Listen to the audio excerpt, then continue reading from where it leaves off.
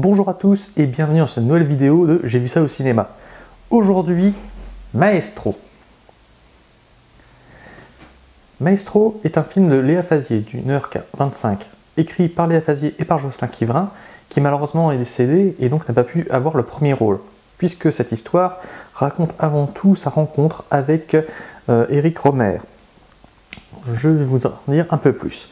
Donc d'abord, le casting, il y a Pio Marmaille dans le rôle principal, Michael Lonsdal dans le rôle du cinéaste, du maître cinéaste, du maestro, et Déborah François qui joue une actrice donc sur le tournage, qui est une actrice de grand standing, mais surtout théâtrale, surtout dans l'espace d'Éric Rohmer, qui en l'occurrence dans ce film-là s'appelle Cédric Rovert, pour faire une petite blague.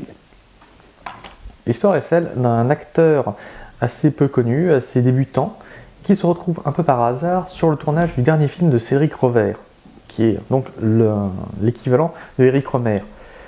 Il n'a jamais vu ces films, il n'a jamais vraiment apprécié, il ne sait pas trop ce que c'est, et il découvre un monde assez farfelu où on entend un des autres acteurs dire qu'il a refusé un rôle dans Le Temple maudit de Spielberg juste pour le plaisir de jouer dans un film obscur de cet artiste. Il s'agit du tournage des Amours de Astrée et Céladon, qui est donc le dernier film d'Éric Rohmer, dans lequel c'est le premier film dans lequel jouait Jocelyn Quivrin en tant que vedette, que premier rôle en tout cas, et c'est la découverte entre Jocelyn Quivrin et Éric Rohmer. Ils sont morts tous les deux à quelques mois d'intervalle, et ce film-là, Maestro, raconte un petit peu cette première rencontre, cette première épopée, cette première aventure. Le film est très bon. Je ne peux que le conseiller parce qu'il s'agit d'un film très bien écrit, très bien réalisé, très bien joué. On le voit dans un ensemble, c'est très simple, mais en même temps c'est addictif. On ne se lasse pas, on a des petites scénettes qui s'enchaînent naturellement et avec beaucoup de bonheur. Le film lui-même traite donc de Rohmer et de sa cour en quelque sorte. Et ça ne me donne pas plus envie que ça de regarder les films de Rohmer parce que je n'apprécie pas beaucoup son style, j'aime pas beaucoup son cinéma.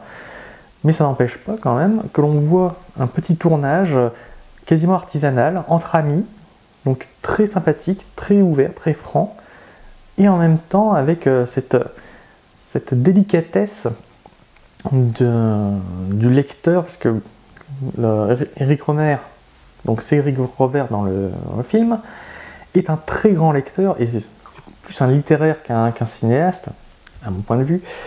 Je vais me faire incendier par les turiféraires de Rohmer, mais son cinéma est avant tout un cinéma de la littérature. Une de ses phrases les plus importantes est de dire « laissez faire le texte ». Ne jouez pas, laissez faire le texte. Alors, c'est sa vision, évidemment, mais en même temps, c'est pas franchement ça ce qui m'attire. Par contre, ce qui m'a beaucoup attiré dans ce film, c'est la bonhomie, l'aspect heureux de ce petit moment, ce mois qu'il passe à tourner ce film, et qui donne un cachet assez inimitable, assez incroyable, assez formidable.